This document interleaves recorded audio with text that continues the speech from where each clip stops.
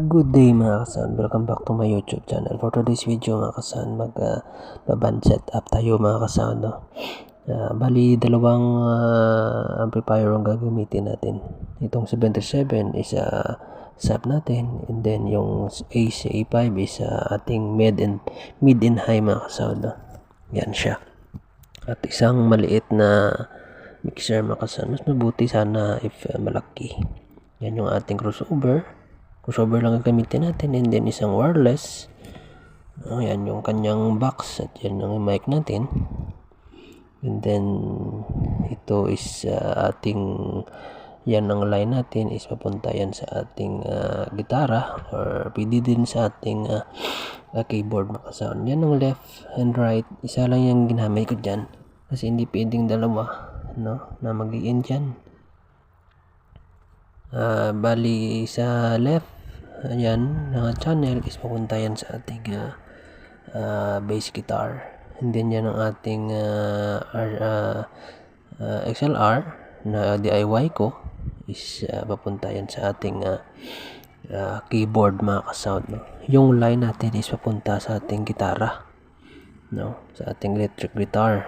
Kaso hindi ko pa nalagay dyan kasi nakalimutan ko yung PL na ginawa ko, kaya yan na muna mga kasound, no?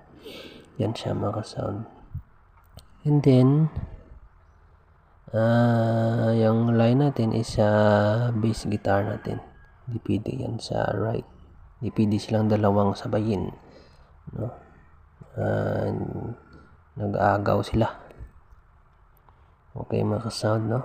Yun sa ating line, bali yung setup ko dyan sa line sa wireless natin is dito sa ating XLR is wireless, and then sa line natin is mic na hindi wireless mga kasound, yung setup ko dyan.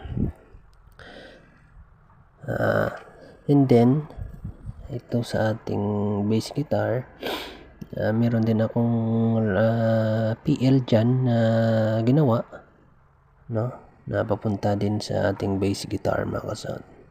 Sobrang simple lang yung setup natin mga kasound, no? Hindi masyadong komplikado yung setup natin. At yan, no, sa ating wireless pwede din tayo dito mag left and right puntang mixer, kaso hindi natin magagawa yan kasi maliit lang ating mixer. Pwede na yan yung PL na chord niya papunta dyan kasi left and right na yan, no? Ito yung ating crossover, yung ating dito is naka two-way setup mga kasound, no?